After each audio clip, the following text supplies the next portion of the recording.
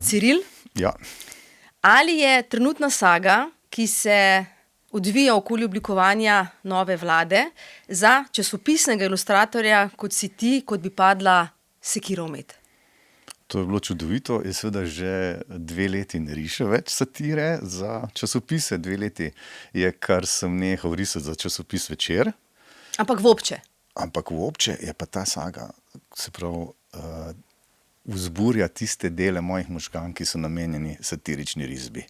To pomeni, da je zelo dobrodošla in seveda producira fine sugestije. Vem, da Tomaž Lavrič dela dobre stvari, tudi ostali. Jaz pa, ki sem malo na dopustu, te satirične risbe samo oddaleč uživam. Vem, da je eno, lahko rečem, poslanstvo, misija, izobraževalni strip tvoja. Je res? Drži, Na nek drži, način. drži. Bova se še dotaknila tega. Kaj bi ti bil večji izziv, da bi zdaj naredil? Da bi naredil izobraževalni strip za poslance oziroma predsednika Državnega zbora o poslovniku delovanja, ker so imeli malo težav, ali v bistvu cela saga glede zdaj te snovanja koalicije tehničnih mandatarjev? Kaj se ti zdi, da bi to tvoje poslanstvo bilo najbolj učinkovito, ne, v teh 2 primerih? Ja, zdaj sigurno moj sentiment se iz satire premika proti izobraževanju, proti vzgoji. Zdi se mi, da je vzgoja ta hip zame je pomembnejši proces kot satira. Satira je v veliki meri tudi ventil za to, da neke napetosti sprostimo v družbi, medtem ko izobraževanje, pa ne toliko poslancev. Jaz ne bi šel izobraževati poslancev. Moja idealna služba je bila res delo na terenu. Iti od najbolj zakotne kmetije do predmestij industrijskih, do high-tech firm in samo poslušati poslovneže, poslušati ljudi, ki so zaposleni, od čistilke do direktorja, vse bi me zanimalo. Kajti seveda se v poslancih odrazi pač mnenje volilnega telesa. Ta slovenski volilni sistem ni slab. To, kar imamo v parlamentu, to smo izvolili in tudi to so pač bivši navadni državljani, ki so zdaj postali poslanci. Bi bilo smiselno izobraževalni strip za, ne vem, da se razloži predsedniku Državnega zbora in novim poslancem, kako deluje poslovnik? Kako bi bilo to smiselno? Zdaj, zdi se mi, da pri poslovniku, ki je kompleksno čtivo, ne, da tovrstna pravila ni smiselno uprizarjati v stripu neposredno, ker dodajamo samo en nivo kompleksnosti, medtem ko smiselno bilo pa recimo neko zgodbo v stripu povedati, zakaj so ta pravila potrebna. Recimo ena zgodba, ki zdaj res ni pod fokusom, recimo situacija v Tuniziji. Tunizija se je vrnila nazaj v avtokracijo, spet so ljudje v zaporu, politični zaporniki, in po tem loku, ko je eno kratko obdobje tam demokracija delovala in ko je parlament deloval, je tunizijski parlament izgledal grozno. Ne, čisto da spomnim, pač Tunizija se začne z zažigom tega prodajalca uličnega, to, kar kasneje pomenujemo arabska pomlad. Tako. In zdaj je sistem prišel nazaj na tisto točko, na kateri se je začel. Vmes je pa tunizijski parlament izgledal grozno. Tam so se ljudje pretepali, kri je tekla. 2 poslanca sta se lotila ene poslanke, ne, jo pretepala in tako naprej. Da parlament je bil grozen, plus to, da je to tunizijska televizija prenašala v živo. Ljudem se je parlament zagraužil. Zdaj, kar niso imeli izkušnje ne parlamentarci, pa tudi ne volivci in volivke v Tuniziji, da pač demokracija ni vedno simpatična, da demokracija lahko pomeni, da je izvoljen nekdo, ki ti pač ni všeč. Strinjamo se, da se ne strinjamo, ne? Yes, da tisto, kar recimo Tunizijci niso uspeli nekako zdržati pa artikulirati, ne? In jaz verjamem, da so imeli Tunizijci predstavo o sebi, da so neko najbolj urejeno ljudstvo in tudi izredno prijazni ljudje so to tam. To je pač turistična destinacija, ki upraviči zaupanje, ampak v redu, ne? V parlamentu so se pa tolkli, dobesedno, ne? Kri je tekla, batine so padale, ne? Zdaj tu bi morali nekako to zdržati in artikulirati, napraviti vljudno to, kar je bilo tako grozno, kar so se odločili seveda, da opustijo parlament. Parlament je zdaj efektivno razpuščen, vlada direktno predsednik. Ti praviš, enkrat si izjavil, da si politični junkie. da si obseden kot s politiko. To še velja? Se je kaj spremenilo oziroma kaj to pomeni? Ja, mislim, zakaj verjamem, da to velja, zato ker me zgaga peče, ker meni zmeraj, da me zgaga peče, preveč o politiki razmišljam. Ne? In to sem opazil že pri večeru in to je bil znak, da ok, zdaj je potrebno malo distance narediti in ta zgaga je pač signal, da se v politiki, da s politiko pretiravam. Kaj to pomeni? Kako jo spremljaš? Jaz še vedno sem pač v stiku z kolegi z bivšega večera, se pokličemo, sicer pazim, da ne počnem to preveč, tako, ampak še vedno pa ne nazadnje tudi ne pozabiti. Ne, jaz imam pisarno v centru Ledina, nad mano je Ministrstvo za gospodarstvo, ne, in je tudi kavarne, ne, v centru Ledina na Kotnikovi ulici 5 so pač polne ljudi, ki razpravljajo o politiki. Ne, tako da pri nas v hiši včasih završi kaj, ne, da se spomnim teh dram, ko ugotoviš recimo, da leva koalicija ne bo šla skozi, se je to nekako začutilo v temperaturi hiše. Podobno kot to, ko smo ugotovili, da bo ta tako imenovani tretji blok Stevanovićem reči, da bo podprl novo vlado, tudi to završi v hiši. Skratka, to je nekaj, kar po kavicah zašumi. Ne? Tako da je sama stavba nehvaležna za nekoga, ki bi se hotel povsem odmakniti od politike. Ampak kako sicer spremljaš to politiko kot civilist, Ciril, in kot doktor Horovic? Kot profesionalec, je to ločiš? Je eno subjektivno, objektivno? Drži, sigurno, ampak se mi zdi, da recimo tisto, kar me zdaj res nagovarja, je to, da bi bila potreba potem, da bi vzpostavili en večji konsens o tem, kaj je res pa kaj ne.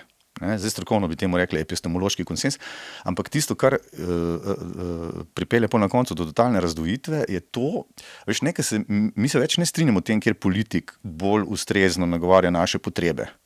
Mi se na koncu ne bomo strinjali o tem, ne vem, a je 5 = 6.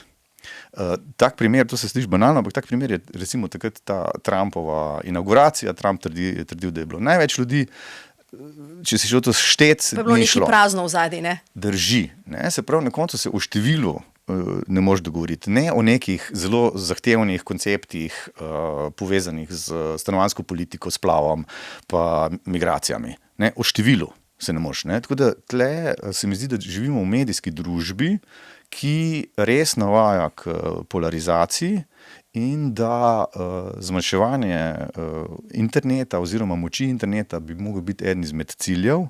Se pravi, naj še bolj preciziram, ne, da novica, ki je zastonj, ne, za katero ti ne treba čisto nič plačati, je novica, ki pride z velikim vprašanjem.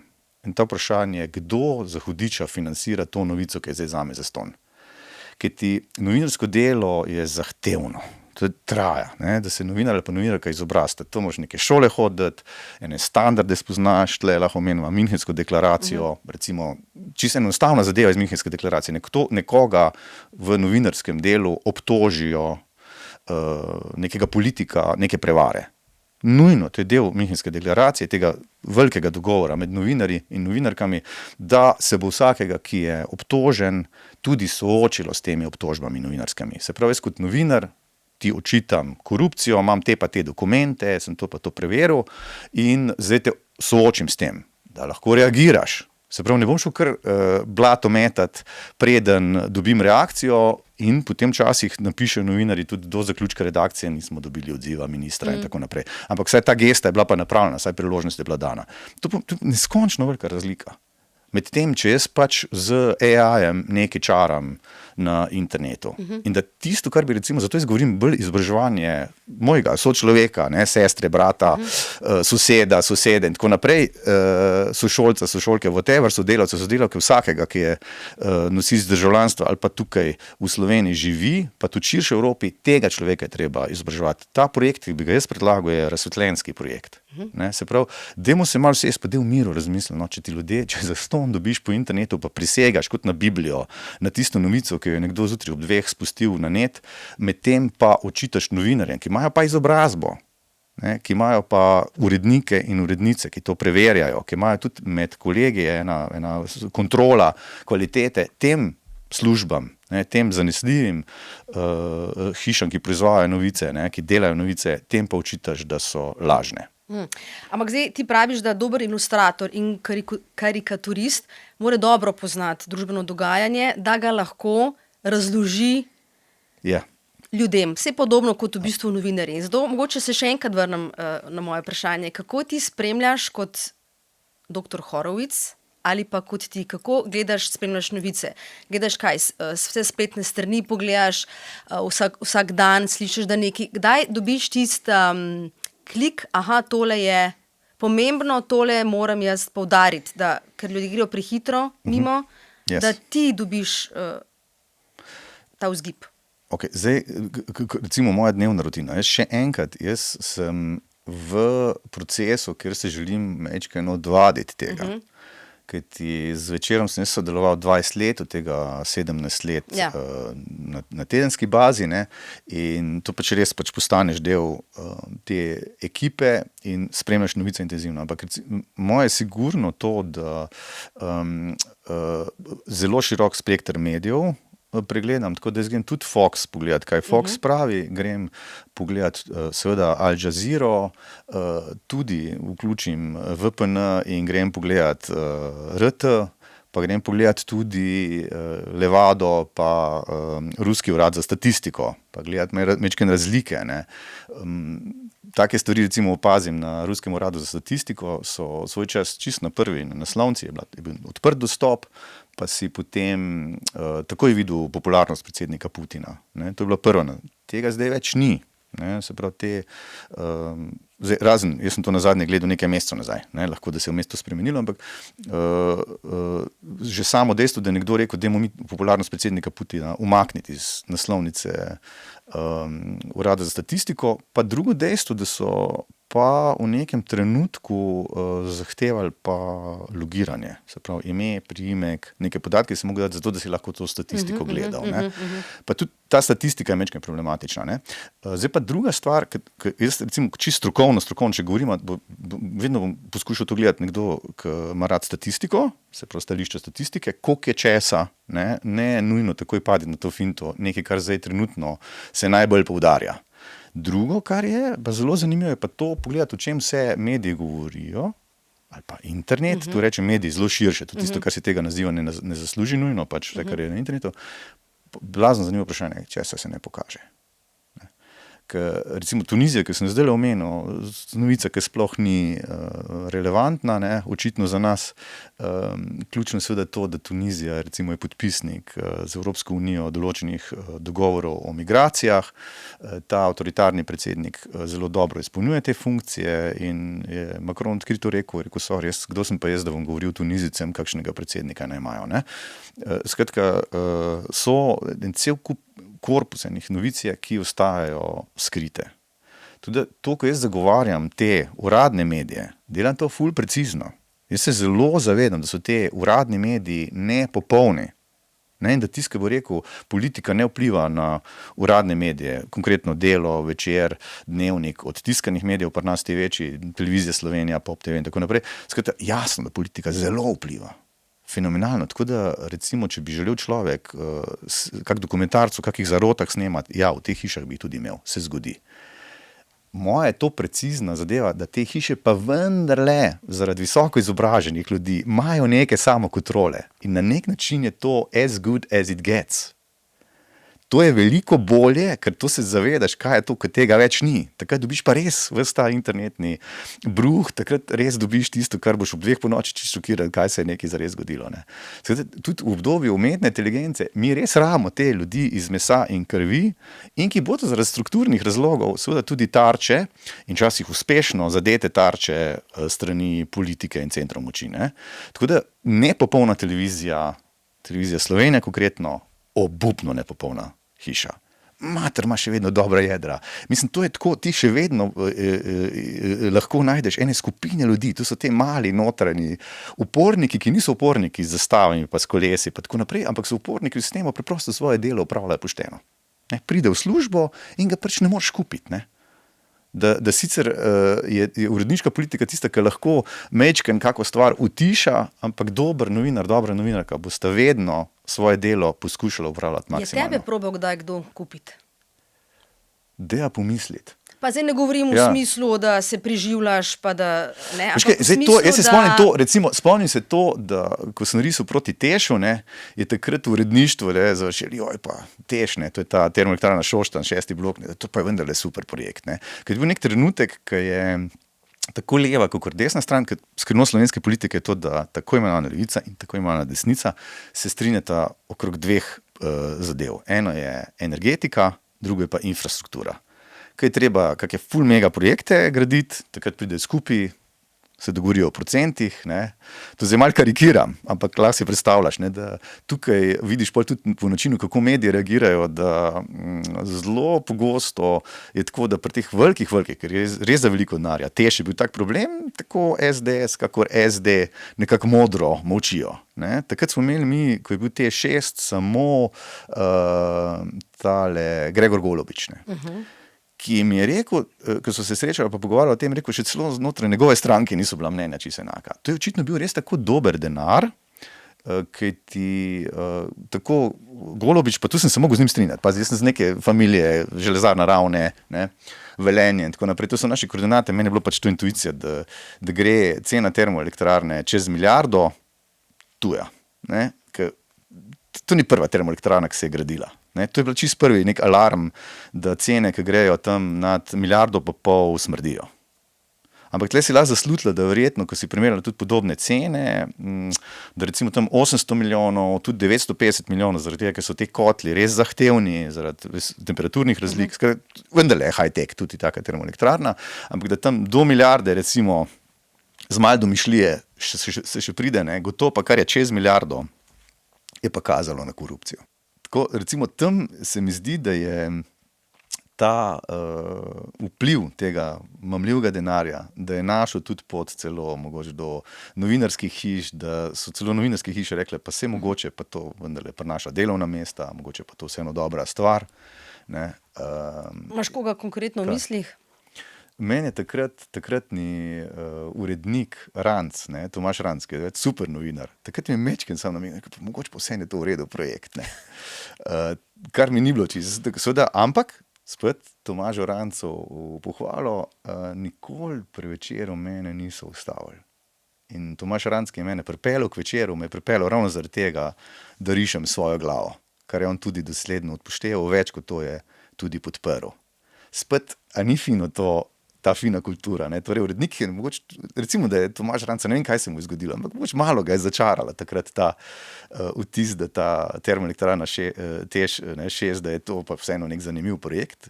Niso se pogovarjali o tem, kaj ga je takrat začaralo, sem rekel mi tako, da mogoče to je posebno fajn projekt, ne. Tako sem je zaslutil, ne, da je morda mal imel zlatega prahu v očeh takrat, ne, kasneje se je spremenilo, Večer je zelo dosleden in dober kritik tega projekta, upravičeno, ne, ampak to je bilo vse.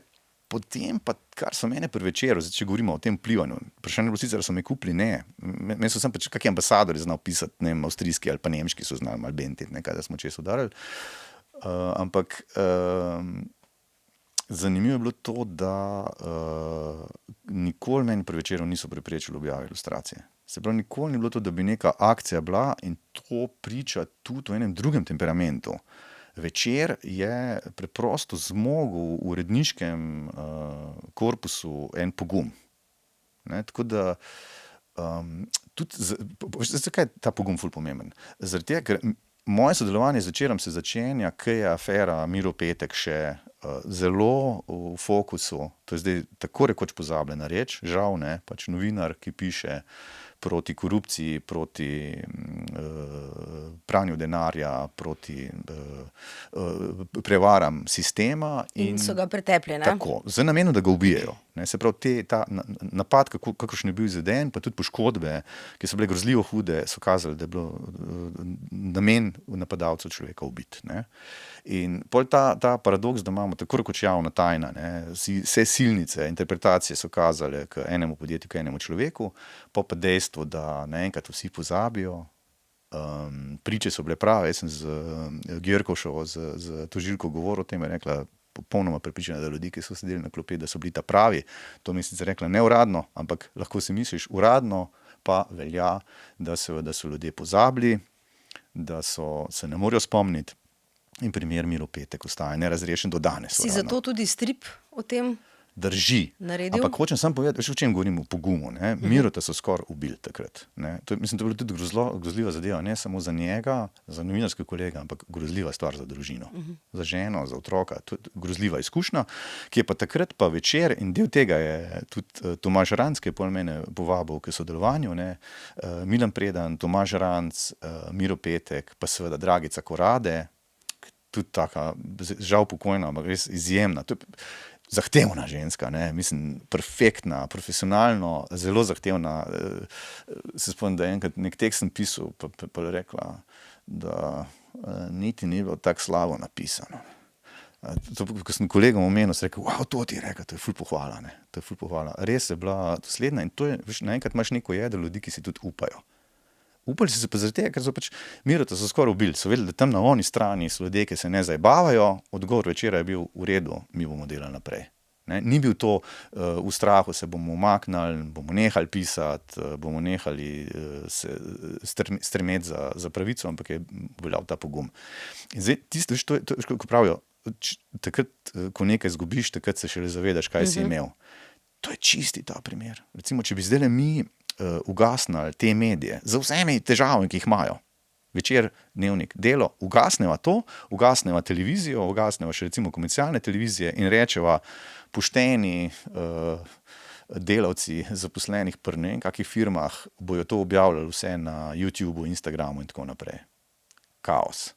Ne mudam bi se, to ne morem dovolj poudariti, kako pomembno funkcijo, kljub temu, da so v slabem stanju te medije, še zmeraj delajo. Grozljivo pomembna reč.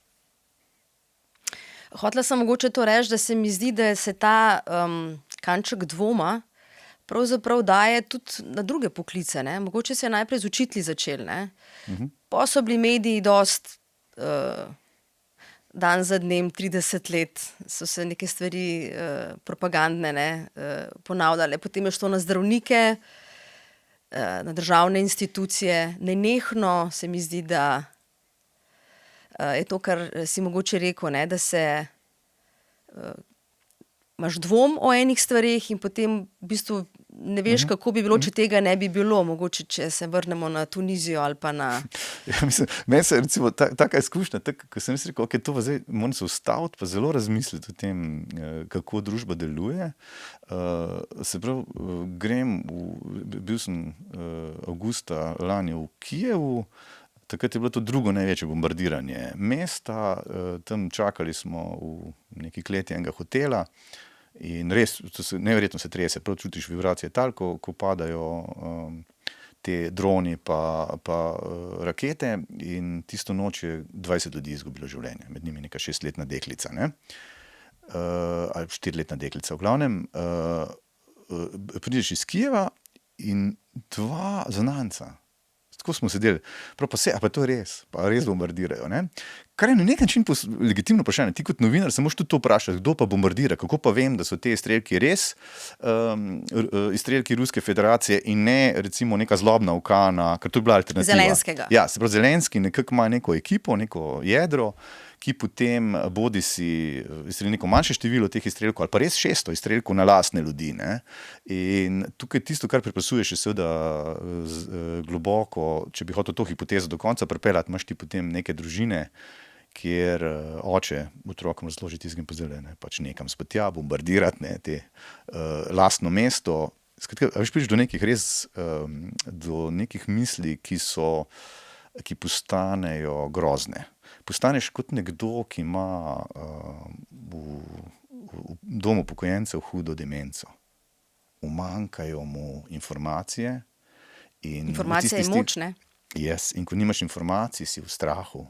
Zaradi tega, ker jaz, recimo, mi spomin neha delati v domu upokojencev, če imam recimo te hude težave s spominom, take bolezenske, in nekam denarnico založim. Ali pa, ker se osebnostno spreminjam, jo dam nekam povsem druge, ker pozabim to in koga obtožim, sestro. Pa tudi lažje manipulirati z nekom, ki ni informiran, ne? Ker ne Absolutno. veš, a je strela naravni pojav ali je Tako, Bog. tako, ja. Zdaj, zato mislim, da tu prihajamo k obskurantizmu. Mi smo v času obskurantizma. Obskurantizem pomeni postopki, kjer ti neke stvari, ki se jih da razložiti, včasih težko razložiti. Ne? Recimo jaz pri likovni teoriji, ne, kjer poučujem tudi svetlobo. Hudima zapletena reč, pa tudi vid prav tako. Ne? In zdaj, tudi če me tepeš, ti jaz to v celoti ne morem razložiti zadovoljivo v 2 urah. Bo rabila več šolskih ur in jih tudi si vzamem več šolskih ur za to. Pač res so kompleksne stvari. Tako, recimo, črno-bele fotografije so na piedestalu, ne? Ja, ne, ampak pazi, tudi recimo kompleksne fotografov. stvari, ja, ampak pazi, tudi kompleksne stvari, čeprav svetloba je še čudovita reč, barve so tudi čudovita reč, ampak mehanik, dober mehanik, sorry, to je kompleksno. To niso enostavne stvari. Avto popravljati, res velike podsistemov, morajo med sabo sodelovati, to so kompleksne reči. Zdaj, tisto, kar ti obljublja ta plitvi medijski prostor, ki se postavlja kot alternativa, ne, ker ti ljudje ti bojo prisegali na maminem grobu, ne, da so na internetu nekaj prebrali. Pa kdo je to napisal? Ne vejo. Ne. Danes zjutraj so to pogledali, ob 3 ponoči, ki niso mogli spati, so videli, da to je tako emotivno delovalo na njih, ne, da verjamejo temu, in to postavljajo kot alternativo To je profesionalizmu. bilo med epidemijo, ne? Mislim, da se je zelo... Yes. Obskurantizem je to bil. Obskurantizem, ki je meni bil v bistvu grozen, pazi, tudi zato, ker sem imel ljudi, ki so globoko verjeli, da je vse s cepivom totalna prevara, ne? Kjer sem jaz pa potem v nekem trenutku rekel, a smo frendi ali nismo? Mislim, recimo, če bi jaz vedel, ne, da naju nekdo zastrupla s temi mikrofoni, ne, da torej vidim, kako je tukaj ta prijazen tehnik, neko strup, ki bo zdaj hlapel na jaz bi pač norel. Ne, jaz bi zdaj zvlekel te ven, ti ne bi meni mogla reči, Ciril, ne ga srat, ne, Ja. sorry, ne me ven vleč, jaz bi tebe vlekel ven. Ja. Zdaj, meni ne bi mogla prepričati zato, ker jaz vem. Ja. Ne. Se pravi, meni je manjkalo to, če vi res veste, da me zastrupljate s cepivom, pa daj me, ugrabte me, rešite me, dajte me zakopati v neko klet in me reši. Če si res friend, me boš rešil.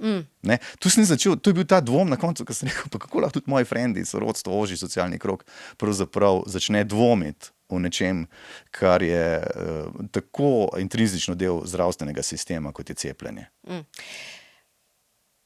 Malo bom šla v drugo stran, oziroma se vračam nazaj. Je to, da je en politik upodobljen v karikaturi ali pa v neki podobi, a to pomeni, da nekaj dela narobe? Ne, absolutno dober politik in pazi, ko rečem dober politik, mislim dober profesionalec, v tem smislu je tudi Janša zelo dober politik, ne, ker je res profesionalec, fascinanten marsičem. Janša recimo nima sploh primera, da bi Janša kaj nekaj hudo jamro zaradi karikatur. Ne? Zanimivo. Ne? Karkoli mu že očitaš, to kulturo pa ima. Ne? Se pravi, da je karikatura del evropskega kulturnega prostora, ki ima svoje mesto, ne bo cvilu. Če boš Janša vprašala, kako bi se počutil, če recimo 2 leti sploh ne bi bilo nobene karikature na naslovnicah ali pa na straneh časopisov, bi pa Janša rekel, ti to pa pogrešam. Se pravi, politik ve, da nekaj dela, kadar ima karikaturo. In to je res, to drži. Če ne obstaja karikatura ali pa če ne obstaja idealno satirični lik, ne, veš, da moraš še nekaj napraviti. Ne. Tako da tudi dobre politike, tiste, ki so tudi etično dobro ocenjeni, tudi tiste se karikira. Ne. Je pa res, da je pa politika polje pogajanja in v politiki v resnici ne moreš tako dosledno uveljavljati etično valuto, kot bi lahko to napravil ali pa upravičeno zahtevo recimo pri župniku. Ne. Župnik ima ta privilegirano pozicijo, da bi lahko res etično deloval tako od jutra do večera, se etično soočil s tem breznom, ne. Tudi tam pride do zapletov, spovedi in tako naprej, ampak zato je mogoče celo župnik slab primer, ima ta župnik pa politik več skupnega, kar se tiče izzivov, ampak politik more, tudi če je najboljši, ne, kot primer recimo ameriški predsedniki, kdo je rekel to I'm good at killing people. Čigav citat je to? Da ni bil kakšen Bush. Obama. Ok, se pravi, pač ti kot ameriški predsednik, a veš, ja. Obama je bil tudi tisti, ki je mejo postavil na mejo, ne, v bistvu, pa dosti ljudi. Ja, tako, res je, recimo, ko sem imel tiste kletke so bile že pripravljene, ni kletke, od katere so recimo družine potem ločevali otroke, pa tako naprej. Ampak tudi Clinton je do takrat imel, po moje, za par generacij največ temnopoltih zaprtih, ne, Clinton. Tako, mislim, zelo zanimivo je tudi gledati po to statistiko. Pa vendar, ne, je tako, da kot si ameriški predsednik, to je pač del službe. So določene strukture, ki ogrožajo ustroj Združenih držav Amerike in ogrožajo tudi varnost državljanov in državljank. Tebi varnostno-obveščevalne službe prinesejo te podatke, ti predlagajo tudi rešitve, nekatere rešitve so tudi likvidacije tega tipa. To sodi v opis nalog predsednika. Tako kot recimo, mi da si lahko predstavljamo z rožcami posuto delovno mesto župana. Župan seveda mora imeti nekako urejen odnos z ljudmi, ki v mestu prodajajo drogo. Zdaj, ta odnos je lahko tako, da gre pač z vso silo s policijo, da preganja do konca, skratka, da recimo podobno je bilo, če se spomniš v Filipinih, če se prav spomnim, ne, tam je bilo to, da so v bistvu pravzaprav streljali vsakega, ki je imel približno od droge, ne, pa še zraven recimo 1-2 postrelili za dobro mero.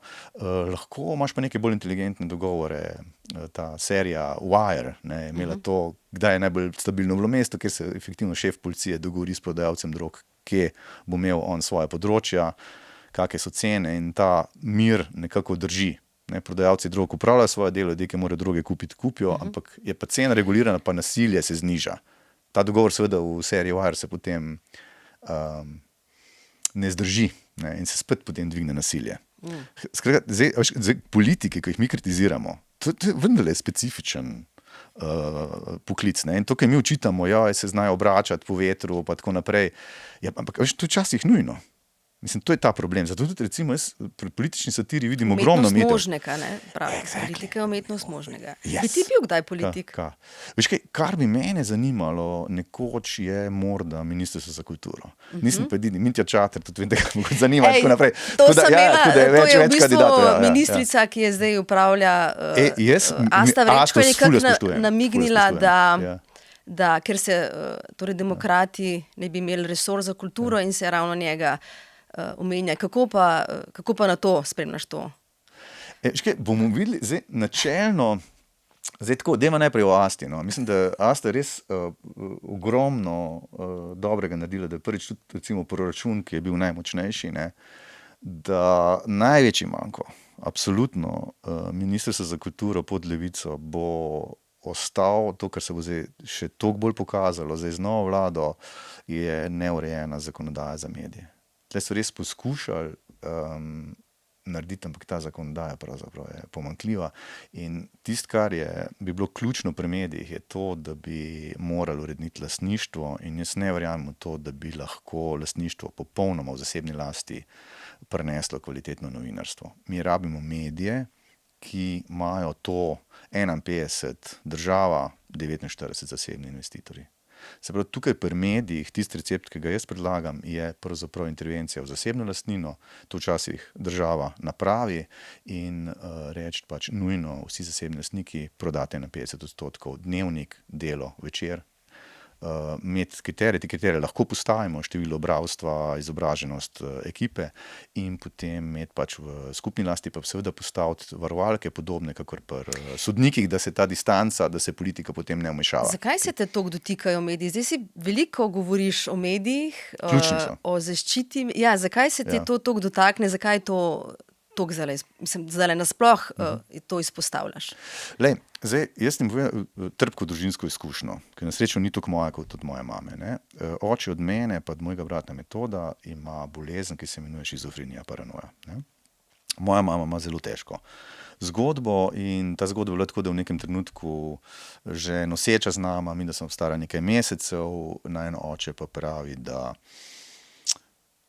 ga sovražniki zastrupljajo tako, da vodo v bojlerju zastrupljajo, na koncu celo, da koža moje mame hlapi strupe, ne, da sovražniki tako posegajo. Skratka, to je ena huda stiska in seveda moja mama je mogla zbirati med tem, da rešuje projekt mož z duševno boleznijo ali pa projekt dvojčka, ne, 2 otroka, z nami pa vendarle nekaj dela bilo. Ne? In se odloči, da se loči in se posveti potem vzgoji mene in mojega brata. Ciril pa Metod, ne? Jasno, mama pa knjižničarka. Zdaj, tle, vidiš, to je recimo nek radikalen primer tega, ko se dve popolnoma različni interpretaciji realnosti, ne, znajdeta v istem družinskem prostoru. Tu stvari počijo. Ne. Se pa tisto, kar je nek cilj, recimo, če enkrat zemljo meče z lopato na mene, ne, na nagrobniku mora pisati nekaj mečkin, ki se vsem potrudil v tej smeri, da se to ne bi zgodilo, da se ta razkol ne bi zgodil, da ne bi imeli realnosti povsem diametralno nasprotne. Ker tolerance glede realnosti je res precej. Ne. Tako da v tem smislu, tisti, ki mi je zdaj srce, ne, manj to, recimo v sami satiri, ampak bolj v tem, kar opisujem kot nek razsvetljenski projekt izobraževanja, kjer sem pa zdajle predvsem nekdo, ki posluša. Mene je zdaj zelo zanimivo mi je poslušati ljudi, ki so zagovorniki Rusije, pa so recimo zapisani levim, recimo tem socialnim vrednotam, pa so zagovorniki Rusije. Zelo zanimivo, kako strukturirajo misli, kako umanjkajo določene povezave, kako preskočijo, ampak ne na ta način, da bi jih zdaj kar napadal, ne, ampak res prisluhnem, zato ker me zanima, kaj je tisto, kar se spreminja. Ne. Ena taka izkušnja z februarja, srečal sem Slovenca, Kamničana, iz Kamnika doma, ki kljub temu, da živi že vse svoje življenje, tako rekoč v Ameriki, zelo dobro govori to kamniško, gorenjsko govorico, čudovito. Prostovoljcu v Vietnamu je bil. 2 leti Vietnama, tudi ščepca obžalovanja nima. Ne? Ti se lahko pogovarjaš z njim, ne obžaluje, on se je boril proti komunizmu, zaradi komunizma je družina bežala, komunisti so slabi. Nemudoma me je obtožil za levičarja, ne? Kar je mogoče dober znak, ne? Ker jaz med levim frendi za recimo rahlo konzervativnega veljam, med konzervativci za levičarja, ampak meni je bilo zanimivo ga poslušati, ker videl sem tudi, da debata tlem ni možna. On je bil tako investiran, je pa eno zanimivo stvar rekel, ki me je pa nagovorila. Je rekel, veš kaj? Je rekel, Slovenija, je rekel, to je propadlo. Ne, vas bojo migranti preplavili, zgodba je tle končana. Ne. Je rekel, pa ne sem Slovenija, cela Evropa. Ne. Zdaj, v Evropi po Sloveniji se iz več razlogov s takimi enostavnimi razlagami ne moramo strinjati. Ne. Zdaj, če si opazila v tem njegovem argumentu, bi bilo potrebno nujno dodati, da seveda Amerika govori vse bolj špansko. Ne. Ne. To se pravi po jugu počasi in tudi že recimo Chicago, New York, mesta, ki včasih niso imeli pomembne španske, so deli, kjer za španščino bolje priješ skozi. Ne. In se pravi to, ko trdi on, da se stvari spreminjajo, je gotovo tudi za Združene države Amerike. Ne. Ampak, veš, da bi pa kratko enostavno opustil projekt Slovenije, pa opustil projekt Evrope, to pa tudi ne gre. Evropa je nekaj pretresov dala hudi skozi, nekaj hudih sprememb. Tisto, kar potrebujemo, kar je zdravilo za to, je mi potrebujemo, poslušaj me, prepričljive zgodbe. Ok? To pa pred vsakimi volitvami poslušamo. Ja, čeprav pazi, te zgodbe so zgodbe, ki ne artikulirajo inkluzivno. Ne? In ti rabiš za zgodbo je lahko zelo šarf, ne? Ampak je ostra, ne? Ampak more biti pa zgodba, ki je inkluzivna. Se pravi, če je slovenska zgodba o tem, da smo zakorenjeni v kulturi, da nam je jezik ključen, ne? Da pač Slovenci imamo na glavnem trgu, ne, imamo, torej najpomembnejše trgu v republiki, imamo pesnika, nimamo generala, nimamo politika, nimamo duhovnika, imamo pesnika. Ne. Se pravi, pri nas je jezik izredno pomembna stvar. Ne. Tukaj se potem tudi zatakne, mi smo občutljivi že na to, če pride nekdo Štajerske, pa mu pa v Ljubljani očitajo, da ima napačen naglas. Ne. In to je znamenito, Slovenija skozi z nekimi naglasi, Amerika ima bistveno manj problema s tem. To je, se še ne spomnim, da bi kdo mi očitil na glas od Američanov. Slovenci me popravljajo mojo angleščino, ne Američani. Tu pri nas je pa to pomembno. In recimo ena komponenta zgodbe, ko bomo govorili zgodbo v slovenščini, bo to zgodba o dobrem jeziku, ne? O dobri kulturi. Da bomo to. Se pravi, zdaj, alarm se ti lahko takoj pojavi, ko nekdo recimo gre a priori kulturo napadati. Ta bo imel težavo z tem, da bi lahko nadaljeval s to zgodovino slovenske zgodbe. Ker ti slovenska zgodba je res zgodba, kjer je kultura osrednja. Osrednja in pri osamosvojitvi, ampak se mi zdi, da za zaščito in jezika slovenskega, slovenščine in kulture, pa mora biti verjetno, mora na tem bedeti država. Ne? Recimo, kar je meni... Pa mesto. Okay, pa mesto. Janković dopušča, da se ulice spreminjajo v katalog poceni teh res najbolj na prvo žogo angleških fraz. Ne. Točno to sem hotela nadaljevati, da recimo, ko so bili predvolilna soočanja, ne, so kakšni politiki, ko so bili zvani, ne, ali bi bili za to, da se spremeni zakonodaja in da se ne bi mogli recimo anglizmi ali pa druge besede pojavljati kot imena trgovin, lokalov, so nekateri rekli ne. Ne. Torej, po eni strani poudarjajo, da so za razvoj Slovenije, da jim veliko pomeni ta država in v obče dobro, po drugi strani pa, ko konkretno vprašaš, kaj pa bi naredil, da bi se nek minimum imel, ne, ali pa koliko časa je trajalo, da smo dobili iPhone v slovenščini. Otroci še vedno gledajo risanke na Netflixu in pač HBO, mislim v hrvaščini ali pa angleški podnapisi. To so res take osnove, majhne osnove. Mi vedno govorimo neke velike zgodbe, ampak se mi zdi, da takih dnevnih majhnih korakih tukaj se to vidi, ne? Zdaj, tu recimo je ena tema, ki je izredno pomembna zame, to je, jaz doživljam to temo kot del zelo pomembne družinske tradicije. Ne. Se pravi, moj praded, ki je rekel, ki sinovi govoril, je rekel, fantje, če se boste kdaj streljali, če se boste kdaj borili, se borite za to, da se bo tukaj govorilo slovensko. Ne. V Laškem, ne, je bilo to. Tüpfe po nemško. In seveda je bilo del, ta boj za slovensko kulturo je bil konkretno res izkazan, pa ne se to del družinske tradicije, recimo to je res neka točka, kjer se jaz ne morem kaj dosti pogajati, ne. Nimam te tolerance, kajti tudi, ko je moj ded je bil v Gradcu kot suženj, kot suženj je delal v eni tovarni, suženjsko delo je to bilo, ne. In ko je eden od Nemcev slišal, da govori slovensko, ne, ga je ta Nemec napadel, moj ded mu pa seveda ni ostal dolžen in ga je brcnil, ne, tako da je on letel. In ko potem lastnik tovarne, tudi do lastnika prišlo ta spor, ne, je ta lastnik nekako pametno razrešil, ne, namreč ded je rekel, tam je rekel, da sem slovenischer Hund, ne, slovenski pes. Pa je ta lastnik rekel, prav je rekel. Ti si mu rekel, da je pes, on te je pa po pasi odgovoril, pa so razdešli. Ampak hočem povedati vsem to, da je bila ta tema zaščite, obramba, ohranjanja slovenskega jezika res, torej tu so ljudje umrli, tudi moj stric, recimo, ki je bil v teritorialni vojni, res plačal visoko ceno, on je eden od tistih, ki je dobesedno dal življenje na linijo, on je res tvegal, on je prišel iz 10-dnevne vojne siv, ne. To je zgodba, ki je bo sam povedal, no, ampak je zgodba, ki ko mojega strica pač poslušaš, pa majčkeno razumeš, da on nikoli ni tekel za temi veteranskimi društvi pa tako naprej. On ima svojo zgodbo, ki ni enostavna. Ampak je dal nekaj tvegal za republiko, to je naredil zato, da bi se tukaj govorilo slovensko. Ne. Slovenščina je res izredno pomembna točka in zame tudi del tega čudovitega mozaika, da smo različni.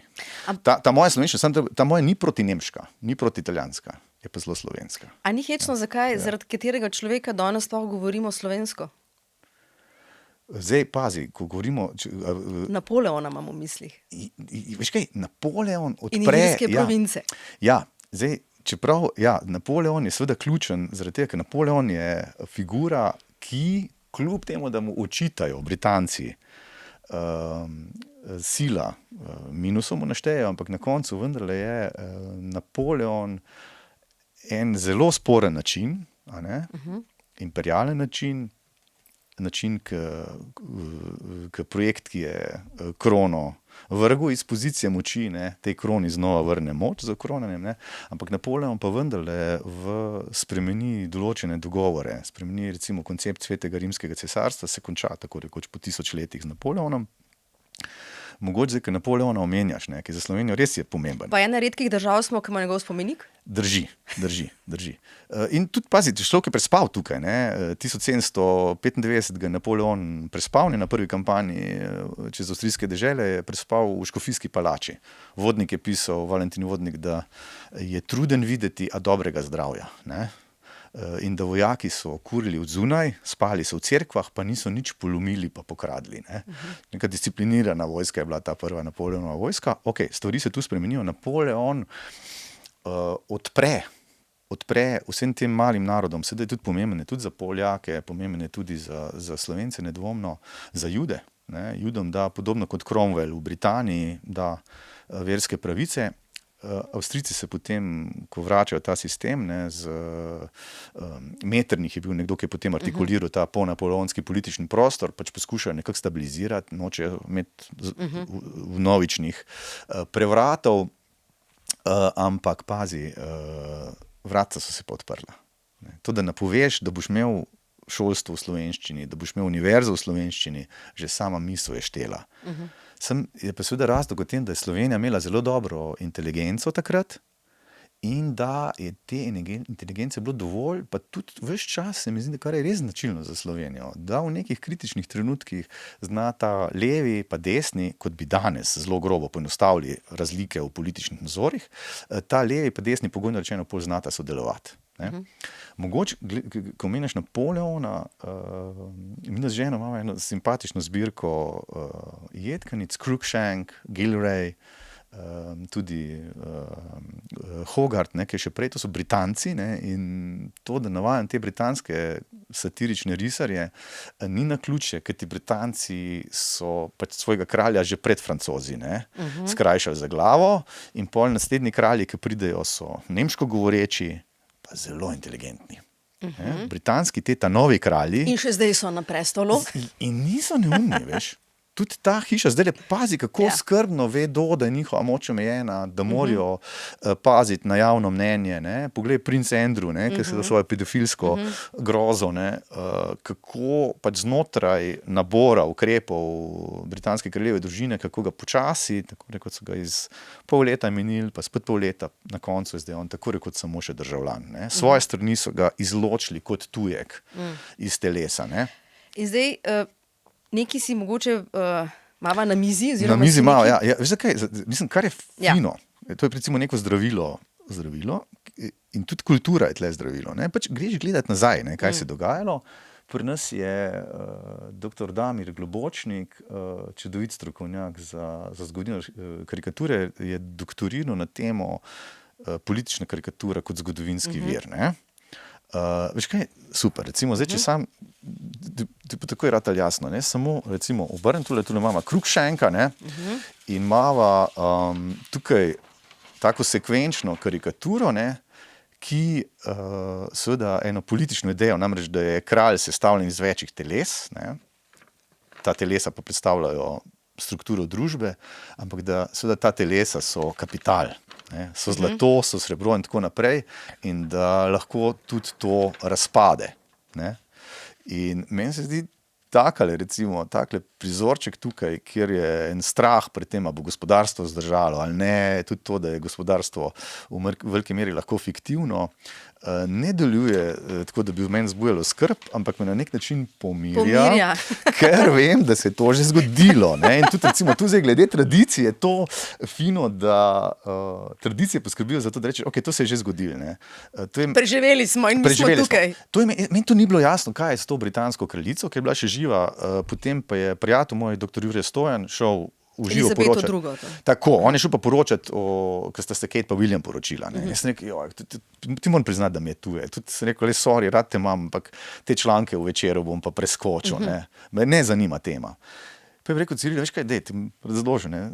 Kaj je štos kraljice. Ne? Rekel, čisto vsak ministerski predsednik, ne, bo v sredo, mislim, da imajo ob sredah ali ob četrtki tisto uro, nekaj ur s kraljico. In to je vsak teden.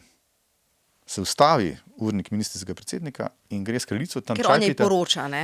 Poroča. O delu vlade. Yes. In tam čaj pijeta in to je, ne snema se ta pogovor. Se pravi, dobenih se ne dela zapiskov, tudi da ostane posem zaseben. Tisto, kar bodo potem recimo ministerski predsedniki britanski poročali o tem, da bo neka pametna cena nafte poskočila, ne?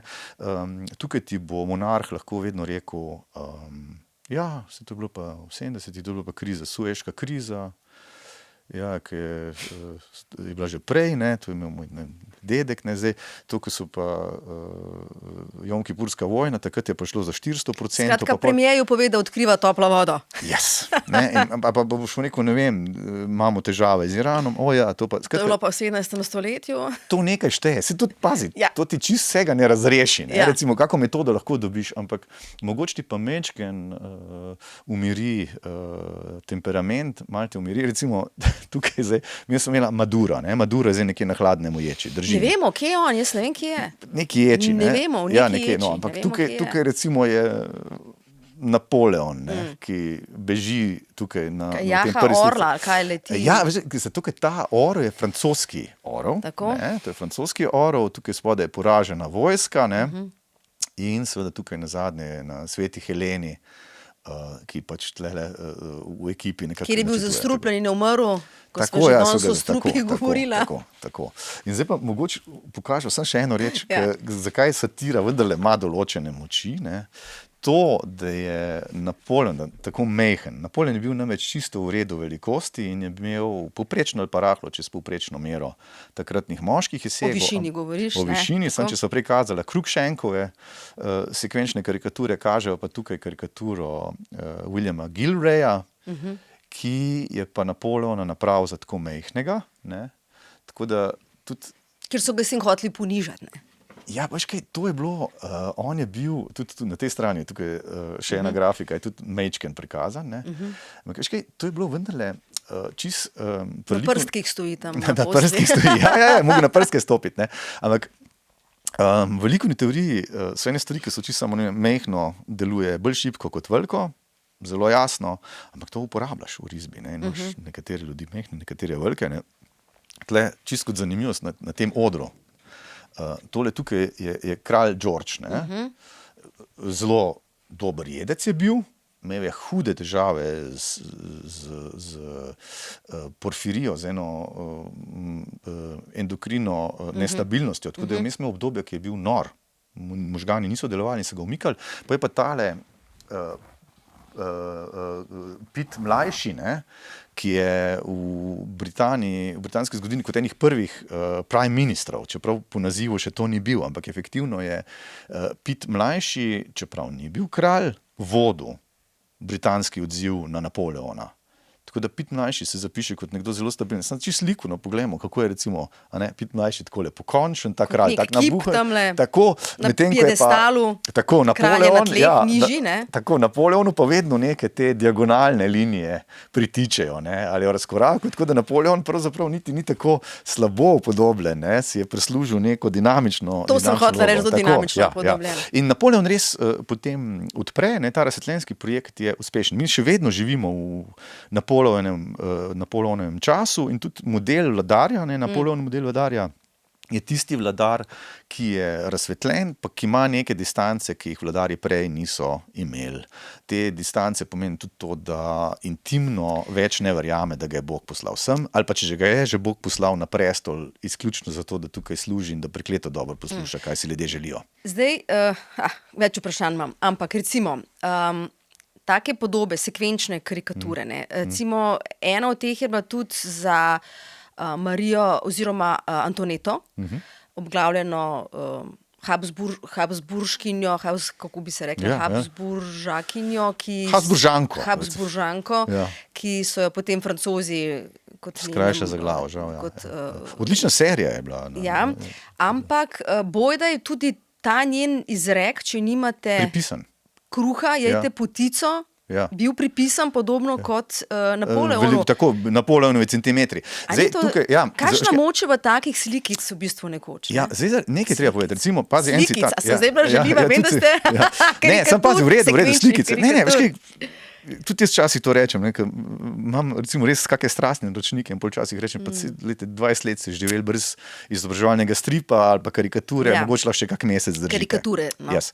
Ampak, nazaj k tem pripisanim tekstom. So stvari, ki, čeprav so pripisane, lažne, ilustrirajo to osebo ali pa obdobje ali pa ideologijo bolj kot oseba sama z izjavami. Ne? Recimo, če ubiješ nekaj ljudi, je to ali pa enega človeka, je to umor, če jih pobiješ milijone, je to statistika. Tega ni rekel Stalin. To je pripisano. Sam mater je globoko res. Ne? Mislim, to Stalin, se tudi pazi v pozitivnem smislu, tista zgodba s prešušnico, ne, s kamenjanjem, kjer Kristus reče, naj prvi kamen vrže tisti, ki je sam brez greha. Ta reč je vnešena, zelo dobro dokazano, nekaj stolet kasneje, ko so ostali teksti že del korpusa.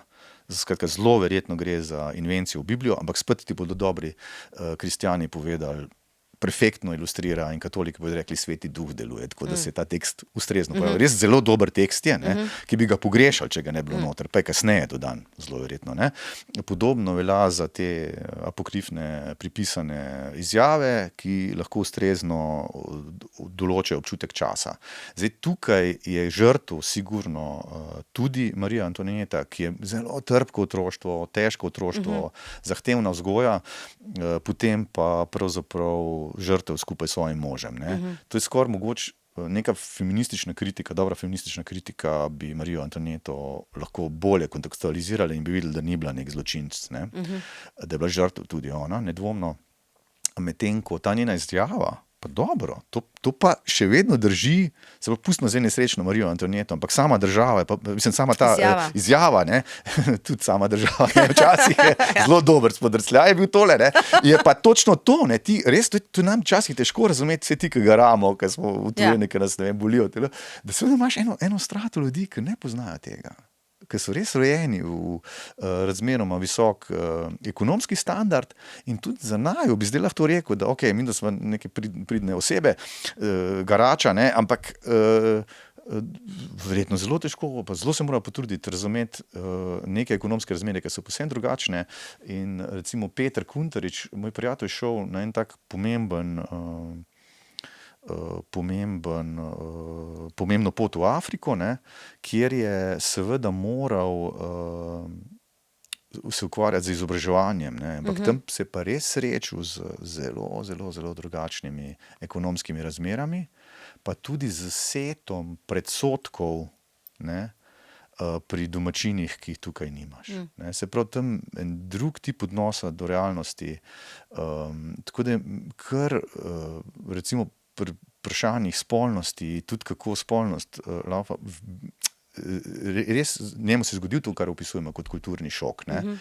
Skratka, hočem to poudariti, da tudi te, ki zase mislimo, da nekaj razumemo stvari, tudi mi imamo ta velik razkorak. Če so pri Francozih, ne, Descartes tam v tem tekstu Discours de la méthode, se pravi diskurs razprava o metodi, eno fino misel nekako zapiše v tem smislu, da si mi že lahko predstavljamo, kakšno grozo predstavljajo ti neki divjaki, ki jih srečaš na nekih potovanjih v Južni Ameriki, da si nekako lahko predstavljaš, kaj ti divjaki za nas pomenijo, da treba si pa seveda predstavljati, kakšne čudna bitja smo pa mi v očeh teh divjakov, kaj mi pomenimo za njih obratno. Tako da ta tema, ki smo jo zdaj videli načela, je pravzaprav preko satire, preko izobraževalnega stripa in podobnega, preko teh različnih medijev, da osrednja tema je pa vendarle to, čemu res pravi minimalni epistemološki konsens. Družba, če želi delovati, ga mora imeti. To je to, da se prav vsi člani družbe minimalno, ali pa vsaj tisti, ki so nekako jedrni člani, strinjajo o določenih stvarih.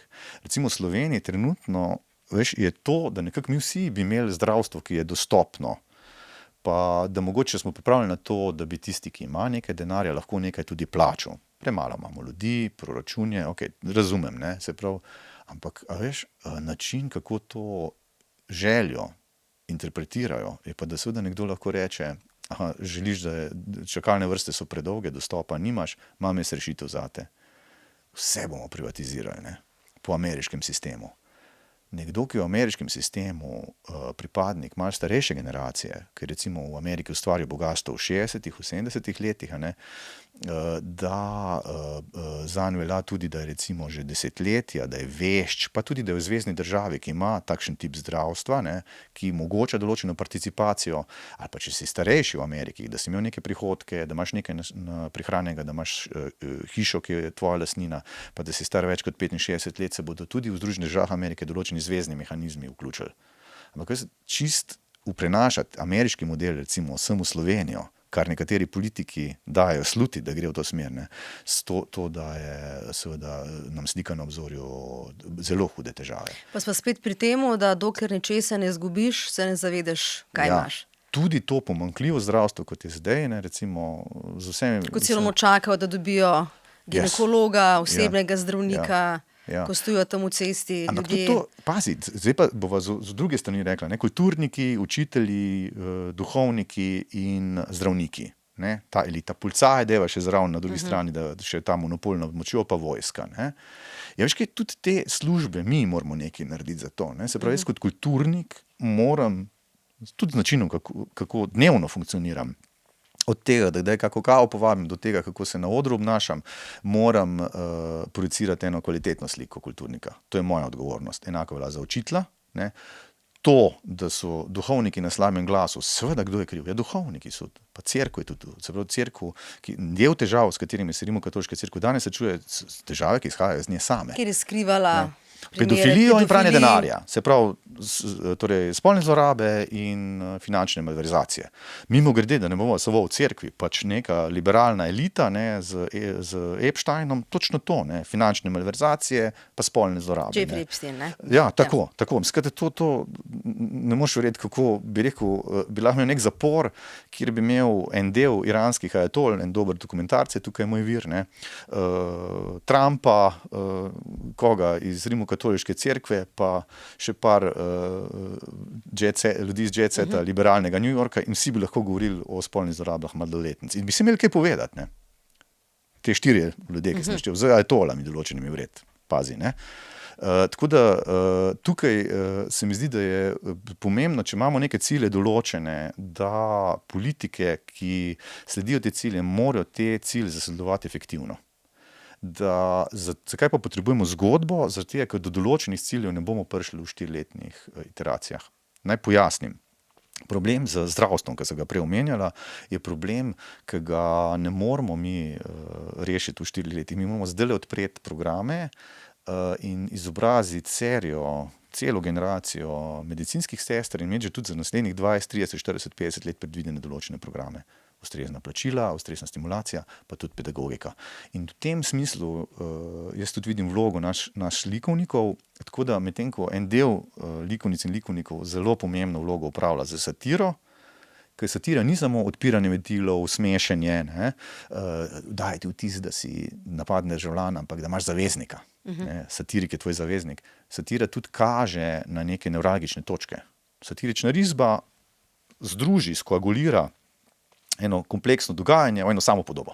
Ali pa v serijo kratkih podob. Nekaj, kar tako reči v enem dahu spregledaš. Ne? In medtem ko članki so solata zahtevnih stvari, pa jih moraš tudi brati, zato da poglobljeno znanje boš tam dobil, to je pa poudarek. Ampak na drugi strani je pa ena pomembna funkcija likovnikov in likovnic. Jaz mislim, da, in to sem tudi predlagal ministrici za kulturo, pogovarjali smo se pa mi pred mojim odhodom lanskim v Ukrajino in to je moral biti junij, julij, nekako smo se srečali. Zakaj si šel v Ukrajino sploh? Zaradi slovenščine, zaradi tega, ker sem gotovil, da še vedno v Ukrajini učijo slovenščino na univerzi. Ne, in sem rekel, to pa, če pa vi učite slovenščino, medtem ko bombe padajo, pridem pa jaz gor nekaj narediti. Ne. Sem bil letos še enkrat tam in sem bil najbolj vesel, ko mi je tam profesorica Olena Dzjuba Pogrebnjak, ki vodi oddelek za slovenščino na univerzi Tarasa Ševčenka, ne. To je Inštitut za slovansko filologijo, je ta inštitucija konkretno, kjer se slovenščina tudi poučuje. Ne. Mi je rekla, Ciril, totalno gužo vam, nimam časa, a si lahko 3 ure sam s študenti. Mislim, da ti izgledam kot nekdo, ki ne zna govoriti. Valjda je bila to zame piknik. Ne? Super so se imeli, pa tudi izjemni študenti. Veš. To pa je res te univerze. Kakšna razlika med slovenskimi in, ker tudi sam vem, da poučuješ na določenih šolah, kakšna razliko? Z Damjanom Stepančičem sva kolega, on je nosilec, jaz pa zunanji sodelavec pri predmetu Ilustracija B, kjer se ukvarjamo samo s stripom. Samo strip imamo. Tako da Damjan Stepančič, tudi izreden likovnik, ne? Pa jaz imamo to skupaj in zdaj tako ta predmet dovo malo na ogledu, tako da mislim, da nimamo problemov. Imamo zelo delovne študente pri tem predmetu in so res vrhunski, tako te Slovenski študenti, kot vse več prihaja iz Hrvaške, iz Srbije, pa seveda Poljska, Finska, ne, zelo mednarodna turška študentka prvič letos, recimo. Ne, na primer, tako da imamo nekaj tujih študentov, jaz takrat naredim take posebne povzetke v angleščini. Ne. Tako da jaz sam, ko govorim o tem problemu slovenskega jezika, točno vem, o čem govorim. Ne. Naši univerze so dobre, študente povabimo tuje, tukaj stvari trčijo. Ampak nazaj greva k tem, kaj sem jaz predlagal ministrici lansko poletje. Rekel sem ji, pa dej, cel kup je tu samozaposlenih v kulturi v republiki, potem narediti neke programe, s katerimi bomo tujce, pa ne nujno samo tujce, ne, ampak preprosto učili slovenščino, pa slovensko kulturo, dajmo te zgodbe spisati, dajmo te zgodbe povedati. In da tukaj je... Na kakšen način, v obliki stripa? Stripi, kratke animacije, pokončni videi, Instagram zgodbe, Facebook, pa ključno aplikacija. Za učenje jezika potrebujemo mobilno aplikacijo. Ker ni aplikacije za učenje slovenščine. Pa tudi to, kar potrebujemo, ne. Zdaj boš začela slutiti počasi te moje ambicije ministra za kulturo. Ne? Zdaj, to je zagubljeno. Ne? Zdaj, ministrstvo za kulturo v vladi v Republiki Sloveniji mora biti tisto ministrstvo, ki povezuje vsa ostala. Ne? Delno je Asti Vrečko res, Asta Vrečko je nekdo, ki jo vidiš. Ne? In je to tudi delno uspelo. Jaz mislim, da ona je ena izmed pomembnejših ministric za kulturo, čeprav dolg spisek očitkov, kot sva slišala. Zdaj, seveda upravičeno tudi kritičen. Jutri se srečava na 80-letnici srednje šole za oblikovanje fotografijo znova v živo. Ne? Tudi tam je bom lahko nekaj učitil, ampak premedu ne morem priznati. Ker ti si obiskoval to šolo, ne? In tam tudi poučujem in se tudi zelo borim, da šola ostane v prostorih Križank. Ja. Bila na tnalu, da jo Mestna občina Ljubljana, oziroma celo ne. Poskušajo. Občina, ja, ministrstvo za šolstvo je solastnik. Ampak zdaj pazi, če skočimo nazaj, jaz sem ministrici takrat rekel, dajmo to narediti. Dajte neko, pač ne, samo zaposleni si v kulturi, dajmo del tega posla tako narediti, da mi likovniki opravimo te naloge, narišemo te knjige, slikanice, karkoli, tako da kad tujec pride k nam, da se lahko integrira, da ima orodje za integracijo.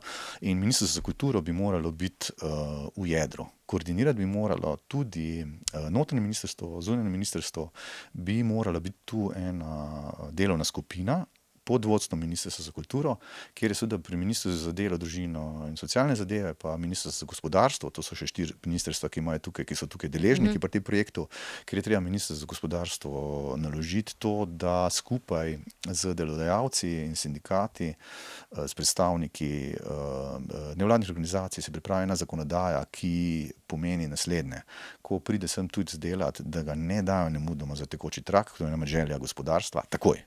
Ne, takoj zapret, zaklent, spat na tleh, delati. Ne. Ali pa na nivo, kjer ga pol tepajo z orodjem. Kjer ga tepajo, exactly. Ne, v bistvu zaposlovati v Republiki Sloveniji pomeni uvodno par besed slovensko, nekaj slovenske kulture. Tudi rabiš ti nek atraktiven film videti v tvojem jeziku, razumeti nekaj. Predvsem pa tudi jasno, v Evropi moramo zelo jasno govoriti, pač tukaj ta odnos, tukaj se nam zdi samoumevno odnos do ženske, ne. Čisto kot primer ti povem, no, mislim, v Afganistanu tole pač ne mogoče, ženske tam druga z drugo več ne more. Tam so okna zdaj zaprli, da se jih tudi mogoče narediti. Ja, ok, mislim, zato tudi recimo razsvetljenska kritika nikoli ne bo tako nizko padla, da bi rekel, talibi so pa vendarle v redu, saj so vendarle protiimperialna sila, ne. Veš kaj, pri vsej katastrofi, ne, in tu je Arne Hodalič, moj vir, ne nekdo, ki je nek ameriški propagandist, ne, ki je rekel, pismo, ne, on je videl zapore, ne, videl je tudi, rekel, par stvari se posebno spremenili, ne, in ženske v Afganistanu so spremembe, ki jih je prinašala Amerika, pozdravljale na področju ženskih pravic. Sorry. Vem, da to skozi stisnjene zobe bojo pohvalili Ameriko, ampak nekaj so tam poskušali napraviti. Ne. Še več, ne, to je Christopher Hitchens, enkrat Slavoj Žižka opozoril, ne, ki je bil Žižek kritičen do Američanov. Ko sem poslušal v prvi vladi, so Američani rekli, res ta prva afganistanska vlada naj bo res heterogena, tudi komuniste so povabili not. Komunisti so bili v prvi afganistanski vladi. Niso bile čisto črno-bele. Mislim, da je tudi razlika pri ameriški intervenciji v Afganistan pa v Irak. Drug je spet odnos če hočeš, do resnice. Ne? Irak popolna laž, Afganistan pa delno. Ampak žal Afganistan zdaj, kot vidiš, se vrača nazaj v eno zelo, zelo omejeno, radikalno interpretacijo islama. Ampak poslušaj, ne? Jaz, ko pridem v Afganistan, točno vem, kakva so tam pravila. Točno.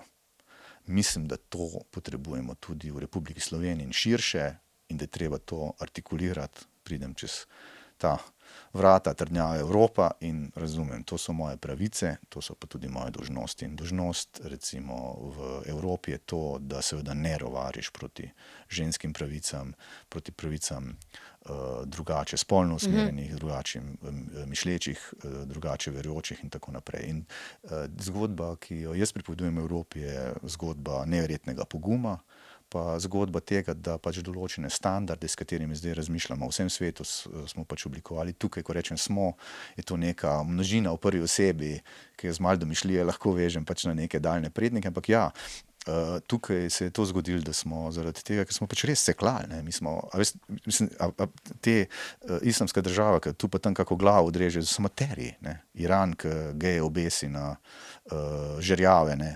Super, lep poskus, ampak nasilje, ne? Kot smo ga tukaj v Evropi delali, to je bistveno hujš, ne.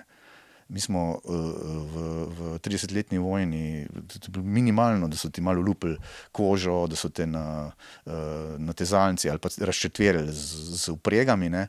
Skratka, nekdo je vmes pol rekel, a se bi mogoče nehali kregati za tam neke rahlo drugačne interpretacije, ne vem, 4. stavka v Genezi, ne, a bi se mi mogoče nehali kregati in bi vzpostavili neko idejo, ki bomo rekli verska toleranca. Ne.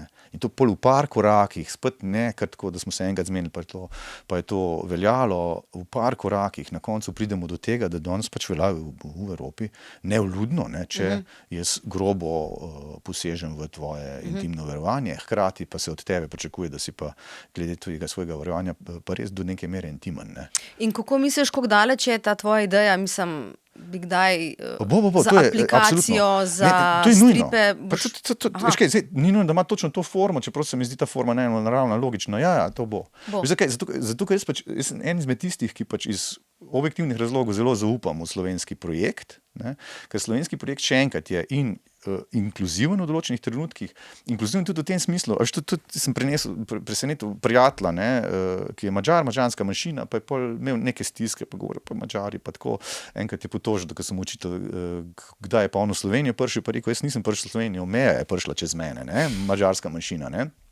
Ok, zdaj, sem mu rekel, sem rekel, lej, ne, če bi zmagale Hortijeve sile, če bi uveljala beseda in projekt zaveznikov Madžarov, to so bili nacistični Nemci, fašistični Italijani, ne, če bi ta uveljala, a bi mi da tukaj govorila slovensko? Ne bi, ne.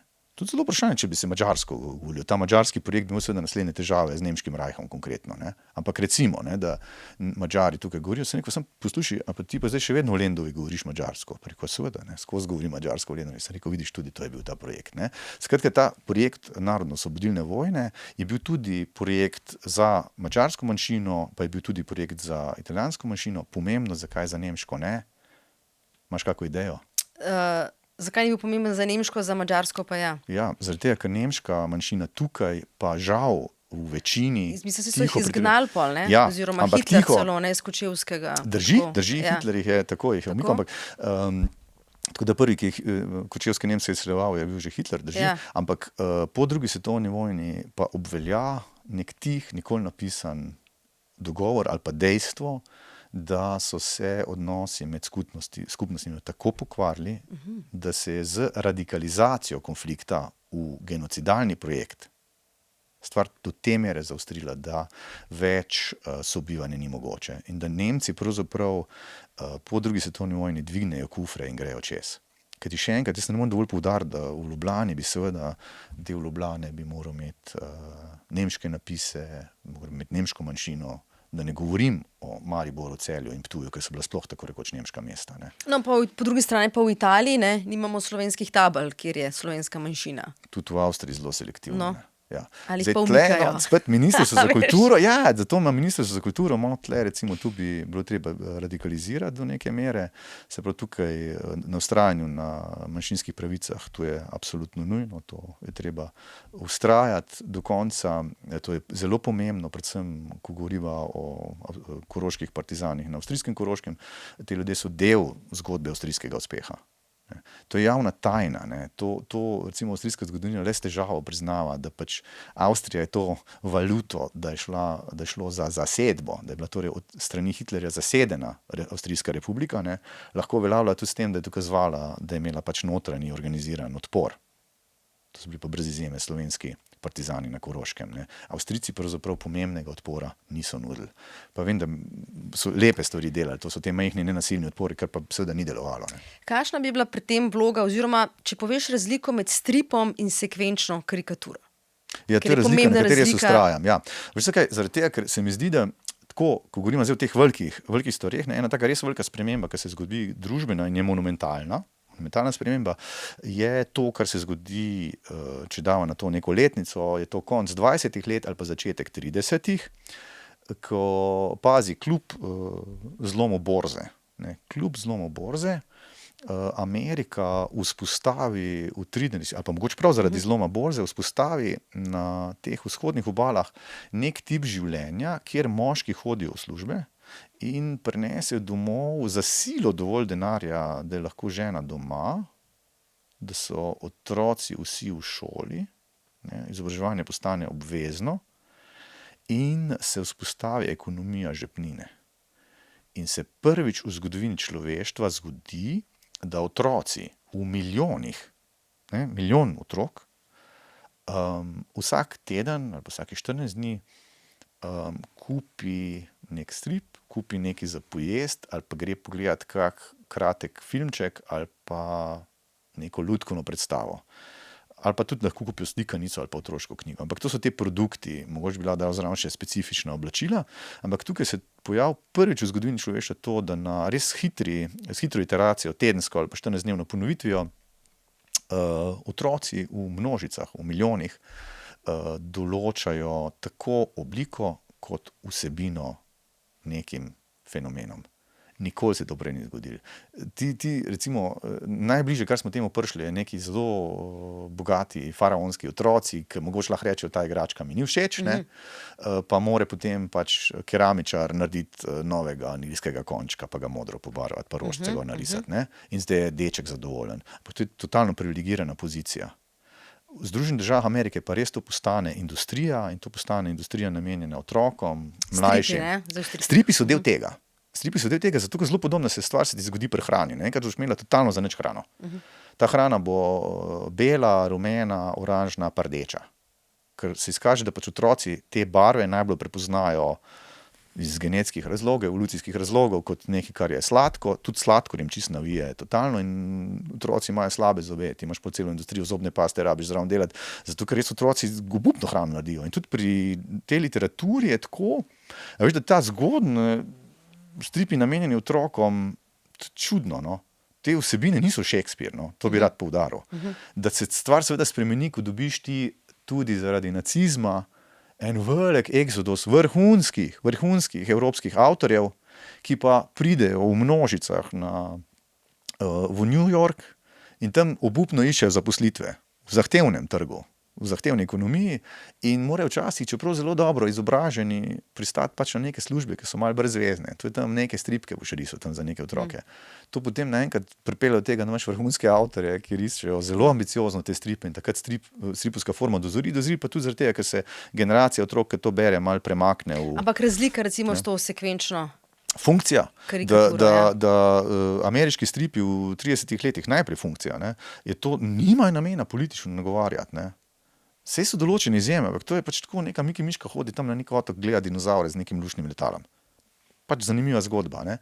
Tole recimo res čist drug štos. To recimo, ko to natisne, ne, Cruikshank, gre to viset v izložbo. izložbena okna so tista in džentlmeni hodijo in prikimavajo. Ne. Se Tako kot dnevnik, ne, ko imaš še tako, vedno... ti še vedno čudovito tisto Časopis nalepi nalepljen na našipe tam na izložbo. kanarčku. Ne. Absolutno. In karikature so tudi recimo v kakih manjših tiskih v času reformacije pa protireformacije, ko so te podobice pa kratki teksti, pamfleti krožili natisnjeni, hitro natisnjeni med ljudmi, med nunami, med samostani. Kot primer naj samo navedem, pač ko Martin Luther, to je bilo 1517, ne, on nabije teh 95 tez, to je nekaj tednov mine, so že pamfleti odzuni, že nune bere o tem, neverjetno je tisk spremenil hitrost izmenjave komunikacij, ampak kaj je to namen? Nagovarjaš decision makerja, nagovarjaš odločevalca. To so lahko tudi nune. Nune so spoznali, nismo niti vedeli, da smo odločevalke, lahko se odločimo, lahko izstopimo. Ne. Katarine von Bora, bodoča žena, ne, od Martina Luthera je prav takšen pamflet s kolegicami brala, pa so potem organizirale pobeg, ne, in potem so jih tam te recimo protestantizmu naklonjena mesta sprejela, ne, in nekaj časa te nune so gostovale doma. To je bila totalna sprememba. Ne. Jaz naenkrat ugotovim, da sem lahko globoko religiozna, pa se odrečem celibatu. Celibat ni v Bibliji, tako Martin Luther razlaga. Sam pazi, to so odrasli ljudje, politično imajo neko agenturo, ki ti v primeru, da ti nič ne moreš spremeniti, nič, je karikatura tako rekoč brez veze. In ti sicer imaš to, ti imaš v Iranu, pa celo tam pri Iranu, veš, iranska družba je le mečken zanimiva, ima neka jedra intelektualna, ful močna. Iran ni isto kot Sirija. Če pa tudi pri Siriji bi se dalo nad neke bolj sofisticirane strukture, ampak iranska družba ima tudi blazno veliko karikatur, ampak so podobno kot v sovjetski Rusiji, tudi stalinski Rusiji, ki je imela karikaturo, so to precej bolj programske zadeve. Ne, medtem ko bi tukaj v Evropi gledal, bi videl, da imamo bolj razpršeno. Ne, že tudi to, da so mediji rahlo naklonjeni tej ali pa oni interpretaciji, medtem ko so te interpretacije bolj enotne. Tudi Ruska federacija še vedno ima karikature, včasih tudi duhovite karikature, vice objavljajo, marsikaj, kakšen ventilček se odpre z šalami. Ne. To je v slovenski politiki dober material za karikaturo. Zlata. Čedalje več jih imamo. Ja, mislim, zdaj, recimo tole zdajle je, itak meni je kot en vrtec. To bi si videl kot vrtec, ne, Nataša bi bila vzgojiteljica, ne, a veš. Misliš, predsednica države, predsednica, Nataša tako je, Nataša Pirc-Musar, okay. Hvala, da z opombami pojasniš to, kar jaz takole s prvim imenom preveč neposredno poimenujem, ampak ja. Ona je kaj, vzgojiteljica? Ona vzgojiteljica je, ki malo pol to reče, imamo večino v vladi, ne boste še imeli vlado. Zdaj še ne, zdaj bomo pojedli, po kosilu gremo spat, bo pa vlada, ne, to je ta. In hvala Bogu, da imamo. Se ta vlada, tako pol, ko zvečer pride iz šihta, pol Alešu razlaga možu, ne, Aleš Musar, ne, kaj je bilo danes v vrtcu, recimo, ne, tako, kva so mi delali tam, ta parlament, no, a veš, sigurno se pogovarja o tem, a ga sploh rabimo, pa pol reče, Aleš Musar, mogoče ga pa vse ne rabimo, dajmo ga imeti, pa vsaj zabavno in tako naprej. Malo sva zlobna. Ja, so rahlo smešni, tudi, veš kaj, ker to pa tudi šteje način, ne. Pa seveda šteje tudi način. Ne. Kot primer, te bom presenetil, nekdo, ki ga jaz ne maram, pa so se nakratko srečala in par besed rekla Boris Johnson. Ne. Nekdanji britanski. Tako, nekdanji britanski premier, ne, ki je sicer zelo verjetno iz zelo banalnih interesov zaradi resursov v Donbasu, ne, v Lugansko, tam so močne zaloge zemlje, neke pogodbe so imeli podpisane Ukrajinci pa Britanci. Donbaški bazen, ne, na tako, vzhodu. Ki je zelo tako vzhodno industrijsko bogat, pa tudi z minerali bogat. Dobro. Konec Ukrajine. Zelo verjetno to bil zadnji, ker je totalno pragmatik bil. Skratka, ja, Boris Johnson, snidenje. On je, hočem reči, ja, da je vseeno Ukrajino je on podpiral od vsega začetka. Ne, tako da to mu moramo pač priznati, iz kakršnikoli že razlogov. Ampak Boris Johnson vendarle ta tip vehemence, ki jo je imel, ne, poslušal sem poljskega politika Sikorskega, ki je mogoče par let razlike je bilo na Oxfordu, ko sta bila skupaj z tudi člana tega Bollington kluba, ali kako ta nek elitni ortodokski klub. Skratka, poljski politik pa britanski politik sošolca, ne, ta poljski politik Sikorski pravi, pa že takrat smo vedeli, da bo prime minister. bi bil tako vehementen, ampak recimo Boris Johnson ima eno vehemenco, pa je popoln, mislim reči v tem gnojno. Se pravi, serijsko nezvest, zlagal se, kraljico naplahtal, res portfolj ima grozen. Se pravi, odnos Borisa Johnsona z resnico je ena grozljiva katastrofa. Ampak spet ta način, ne, njegova vehemenca, njegovo vrtenje besed, Prezenca nekaj njegova, šteje. ne? Celo to nekaj šteje. Prepričljiv je bil, Ja. ljudski. Ja. Zgledal je kot eden izmed... A ti nekaj groznega povem, recimo Stevanović, ne, okay, zelo nerodna figura, ne, s tem nekim bodybuilderskim stasom, tak stereotipen, pa tudi to rahlo seslanje ne gre v redu, čeprav Michael Tyson ima tudi to, ampak vendarle recimo v tem diskurzu, ne, se nekako trudi, ne, to ni čista katastrofa. Veš, kaj ti hočem povedati?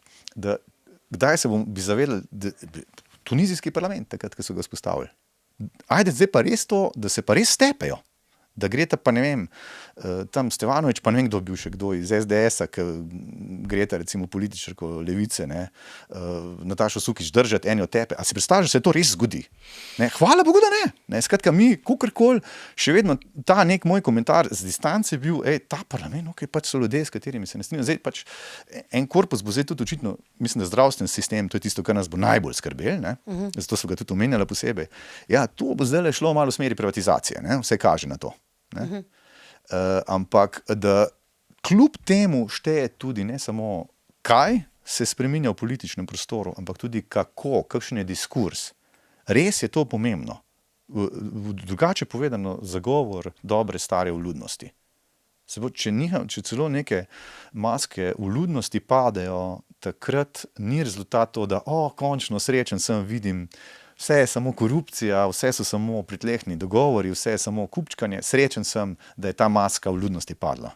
Ne, ta vljudnost ima eno avtonomijo in pomeni en prostor kulturnega dialoga, ki pravzaprav je še zadnja šansa, da ti rečeš, pa sej nek zakon imamo, pa neke tradicije imamo, dajmo jih upoštevati. Ciril se da živeti od risanja stripov? Zoran Smiljanić, absolutno, jaz v daljšem času, ne, tudi recimo, ko sem pač večer 2 leti nazaj zapustil, ne, to je bilo tako za hišo in za mene, tako bila kar velika odločitev, ampak jaz sem prišel s kolegicama in sem rekel, oni 2 naslednji teden rišete, res, sem rekel, ja, jaz bom še en tekst napisal in sem se poslovil in je bilo tako neko v redu slovo, pa vendar sem to lahko napravil tudi zaradi tega, ker sem v stripa služil več, kot sem služil z karikaturami pri Večeru. Ne, tako da predvsem ta izobraževalni strip, zato je še vedno dovolj potrebe in kot primer stripa, ki bi ga se jaz želel nadaljevati, ali pa stripa, ki je, mislim, da bil zelo dobro zastavljen, je strip, ki smo ga delali z Evropskim parlamentom, konkretno z pisarno Evropskega parlamenta v Ljubljani. Tam smo pa res uspešno razlagali zelo zahtevne in kompleksne postopke Evropske unije. Evropska unija, ki je čudovit prostor dialoga, tako ta Sikorski, ki je hardcore desničar. Ja, zato sem poljski, te na začetku vprašala, če bi za poslovnik naredil podobno zadevo. Še enkrat, poslovnik, vem, ampak prav s temi bogati, mi smo res bogati izkušnji. Mislim, da nas je nekaj, ko se ukvarjamo z izobraževalnim stripom, pa tu nekako, recimo, tu sem samozavesten, ker imam res dovolj izkušenj, pa ves čas smo dobro z bralci preverjali, testirali, tako da vem, kaj deluje, kaj ne. Kako to pedagoško kot pedagog narediti. Jaz sem za en tak debel poslovnik, ki ga treba poznati. Ne. Prvič, do tega moraš imeti strast. Kdo je bil nor na te zadeve, je Bučar. Ne. Se pravi, to je oče slovenske ustave, če hočeš, in tako naprej, totalno strastena. Ne. In on je res do onemoglosti se mu je dal preverjati neke logične odnose, recimo to, da je predsedniška funkcija tukaj v Sloveniji omejena, v veliki meri tudi zaradi tega, ker so se bali vpliva Kučana, bali so se vpliva pač neke predsedniške funkcije tudi. Nek odmev Tita je še bil, tako da slovenska ustava predsedniku zelo zameji funkcijo. Ne? V veliki meri podobno. No, kaj deluje v teh izobraževalnih stripih? Kaj deluje? Tako, da narediš ful dober strip, kjer ti motiviraš, pokažeš en dober konkreten primer, kaj če te dogovori niso v redu. Haiti, primer slabo napisane ustave, iz nuje se je pisala ustava, tako da je diktatorska. Haiti ima diktatorsko ustavo, iz nuje, vsi so napadali takrat tega haitijskega temnopoltega voditelja, Louvertura, vsak je imel 5 minut časa, je Haiti napadel. Ne? In on v nekem trenutku reče, jaz bom diktator do nadaljnega. In ustavo usodno zaznamuje. Žal. Ne. Po drugi strani, primer dobro napisane ustave, ameriška ustava. Ne, pišejo peščica belskih, ful bogatih moških, v katerih je polovica lastnikov sužnjev. Ampak, ko se bodo sužnji emancipirali, bodo točno ta tekst vzeli za svoj vir, naslavljali bodo ta tekst, bodo rekli, tu so moje pravice, ne? Vsak človek ima pravico, da išče pot do sreče, ne? In vsi ljudje smo rojeni enaki. In bodo to napravile ženske, feministke, istospolno usmerjeni, drugače verujoči in kakorkoli. Skratka, tu je, drugače verujoči so bili že prej vključeni, no? Judje verjetno malo manj kot pa protestanti, ampak pa katoliki tudi manj, ne? Katoliki so tudi, ampak hočem ti povedati, da recimo dobro napisan temeljni tekst res veliko pomeni. In to je tudi tisto, to je recimo to, kar zdaj počnem, je zagovor forme.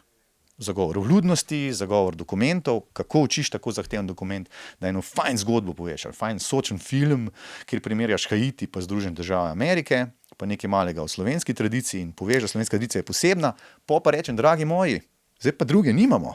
Tle bomo mogli mi par dni sedeti pa se poglabljati v ta tekst. Ampak kako ti preveriš, če je to učinkovito? Ti si recimo delal tudi za eno prehrambeno podjetje, za Rdeči križ, za Dars, zobozdravnika se bova dotaknila, ampak kako ti veš, da to dejansko učinkuje? Preverjaš. Kako preverjaš? Kaj, komu daš nekomu to za prebrati? Ali kaj? To je en projekt, ki se sicer ni realiziral, čeprav je bil zelo Ker samo svojemu dobro zastavljen. hurčku deluješ, ne? Ja. Končni naslovnik pa so očitno nekdo, ki premalo ve o tej temi ali pa se še uči. Jaz grem vedno na teren.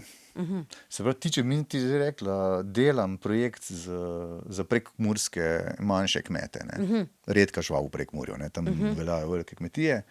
Mi da bi se pač usedla na vlak do Murske Sobote, se tam srečala s človekom in obiskala 5 prekmurskih malih kmetov in sedela z njimi, pila z njimi, jedla z njimi. Ti bi imela zraven zapisnik, jaz bi imela zraven zapisnik, zelo bi se potrudila, da bi Da razumeš, kako razmišljajo, da razumeš njihove še težave. Ministrstvo za gospodarstvo, Ministrstvo za kmetijstvo, Novinarsko dobila delo, ne? podatke, tako. Zelo podobno, zato tudi meni so vedno pri načinu mojega delovanja kolegice in kolegi priznavali neko kvaliteto. To, da recimo, sem se jaz počutil, pa tudi, da sem res Večerove novinarke in novinarje vzeli za svojega, to ni bilo čisto strte zvito. Mi smo si v marsičem smo si delili metodo, uporabljali pa drugačna sredstva. Predvsem pa ta, veš, to, kar je, veš, to niti mi, da lahko to piševa v zakonodajo, je pa spet ena iz stvari, ko enkrat tega več ni, takrat veš, da si to imel v Evropi, v Sloveniji, imamo določene tradicije, da o vsem se pa vendarle ne zlažemo, ne, pa da mečken tehtamo. To velja. In spet nazaj k zagovoru teh obstoječih medijskih hiš, ne napadati, izboljševati. Oziroma, če napadamo s tem namenom, da jih izboljšujemo. Odpravljati slabosti. Tako. Recimo. Kjer Kot pri nekaj orhideji, ne, ki imaš tiste suhe vejce, da malo... Tako, suhe vejce. Da, recimo, suhe vejce. Endodontski strip. Ja. Mislim, če to drži, to si ti v enem pogovoru, večkrat si to povedal, ampak je to res fascinantna zgodba. S svojim zobozdravnikom sta skupaj pač naredila ta strip. Bojda so celo študenti medicine, ki so bili pač na tem oddelku, naročali potem te stripe. Na Danskem so ga prevedli. Skratka, velika stvar. In celo, na Nizozemskem. Na Nizozemskem in celo neke resne denarje ste zaslužili, zelo, zelo strokovno in zahtevno temo. Ja, ne, mislim, sva jedla, včasih smo imela za juho pa za hot dog od tega stripa. Ampak na začetku so delali pa res volontersko, ne, dr. Rok Jurič, ne, on res tudi podpre, on je tak rotarijan, ne, rotarijec, ki v resnici zna pomagati nekomu v stiski, ima ta čut. In tisto leto je rekel, jaz bi eno tako mehno združenko naredil s par risbicami o tem, kako poteka zdravljenje notranjosti zoba. Endodontija pomeni točno to, endos je notranji po grško. In pa sem si rekel, ne, pa jaz moram pa diplomo narediti, pa da ima malo to več. Mater, pa se nam je pa to zapletlo, to je res trajalo, ne.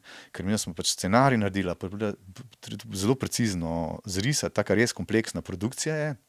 Tako da še vedno endodontov strip ga lahko po vseh teh letih, 2015 se mi zdi, sem mi da to izdala, 2016 sem pol diplomiral in tudi predstavil takrat 2016 na tej veliki konferenci Graphic Medicine na Škotskem.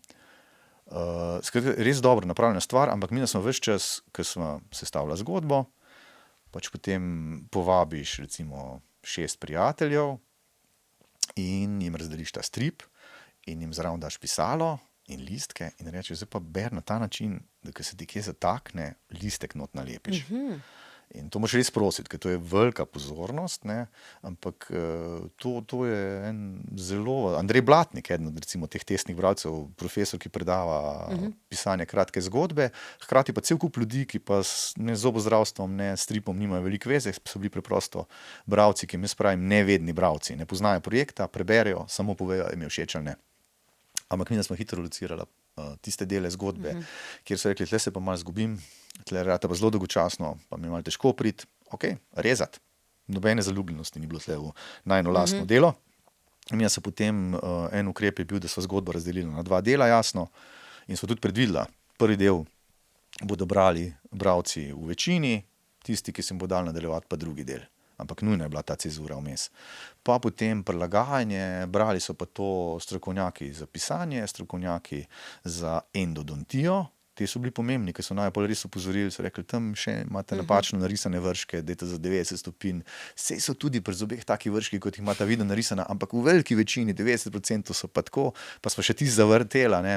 Tako da je zdaj strokovno pač res dobro napravljen strip, vse stoji, izrazi so ustrezni, so strokovni, postopek je strokovno in ja, res je nekaj študentov, preden so šli na izpit, še hitro kupilo ta strip, zato da so lahko prebrali pa obnovili znanje. Sem pa čisto mimogrede zdaj podal 2 stripa na Švedsko. 2 stripa na Švedsko, tako da skozi še pride univerza v Minneapolisu, ne, napišejo, imamo eno večjo zbirko zobozdravstvenih, zdravstvenih nasploh stripov, a bi lahko kupili, ne. Seveda smo z ženo ugotavljala, da tudi Roko sem rekel, ti to pa bomo mi kot darilo poslala in sva točno to tudi naredila, zato ker je bilo preveč zapleteno računati Američanom. Ampak ta strip ima eno super zgodbo, natisnila sem ga pa skupaj z vsemi temi izvodi, z izvodi nizozemskimi, angleškimi, slovenskimi, različne zdaj 10 000. Ciril, kaj je motivacija za tvoje delo? Zakaj se tako trudiš, da bi bila slovenska družba boljša, da bi pokazal, kako bi bila boljša, da bi jo izobrazil in hkrati, da nisi toliko razočaran, da bi odnehal? Ja, zdaj, čisto enostaven odgovor bi bil tudi to, da zato, ker to res se mi zdi pa že skozi počnemo. To se je meni razkrilo, ko sem dokumente, dedi moj je umrl, tega bo zdaj že več kot 20 let, 24, če so čisto natančna, ne. In mojo mamo smo poselili v dom, moja mama se je koliko poškodovala in je bilo nujno treba poiskati dom, to je bilo kar dramatično, kot si predstavljaš. Hvala Bogu za dober dom, hvala Bogu za dobre ljudi, ampak je bilo dramatično, mi smo mogli pa potem te dokumente seliti, ne, in v teh dokumentih, ker jih je mama še imela nekaj, ne, se razkrije seveda, tu so pisma iz 2. svetovne vojne, a ne. Jaz mislim, da v meni je globoka ta zavest, da gre za res, da se živi še zdaj, da je treba živeti tudi polno. Ampak kako te ljudje ne razočarajo, da rečeš prav, če nočete, pa ne? Skrivnost zelo nizka pričakovanja imam. Visoka do sebe, pa nizka do drugih, to je recimo nek tak recept. To je pa zelo težko tako družina je visoko in nizko hkrati naprej, ne? Družina je, to je zaguljeno, ne. Družina, če si ti del pač moje družine, to... Ne, se ne govorim o tem. Nisem tudi enostaven foter, si predstavljaš, ne, ja. Ja, ampak govorim za državo, ker v bistvu te stvari, ki jih ti delaš za družbo, no, ne za državo, za slovensko družbo. Veš kaj, zdaj druga, mislim, to, kar bi ti pa povedal, kot recimo, kot nek strasten epistemolog, ne, bi ti rekel, veš kaj, država, to je pa vendarle kompleksna stvar, ki niti približno ni idealna, ne. Mislim, to je pač nekaj, kar mi skupaj ustvarjamo, delno organsko, delno načrtno, potem, ko smo pač, ne vem, v nekih ravnicah tam v Afriki so nas pač plenile neke velike mačke in včasih tudi kaj skrili, ker smo bili take mehne opice, ne.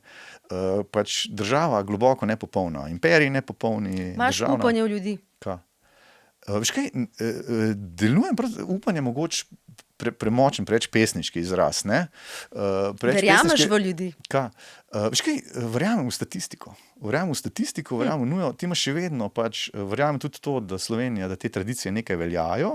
Recimo tudi to, da mi skozi to, Napoleon, okay. Pridejo Francozi, ne, in nimaš kaj zapovedati, Angleži pa sploh ne marajo Napoleona. To je fajn zgodba pri nas.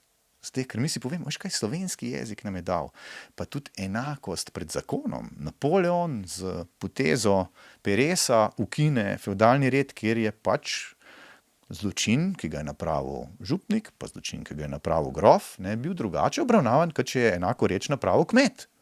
To je nepojemljivo za današnje čase. Fajn zgodba je to.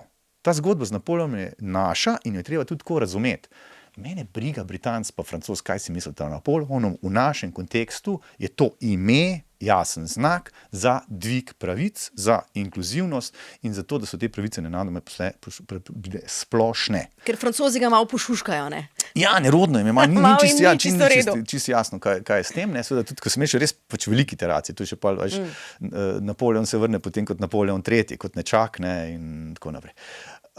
Ampak tudi dolgo nisem vedel, ne, v januarja 1871 pruska vojska pride čisto v predmestja Pariza, ne, pritisnejo in bi Pariz lahko tudi zasedli. Prusi. Veš, kje se je Nemčija, ta sodobna združena Nemčija, razglasila? Ne v Berlinu, v Versailles. V Versailles, vsi so bili tam Nemci, Cesar je bil tam, ne, Bismarck je bil tam, te hudiči nemški so 1871 januarja razglasili združeno Nemčijo v Versailles, ne. Ok, skratka, Francozem tudi imajo veliko zgodovine, še po Napoleonu, jasno, za nas pa ostaja ta zgodba pomembna in jo tudi dobro napravimo, ne.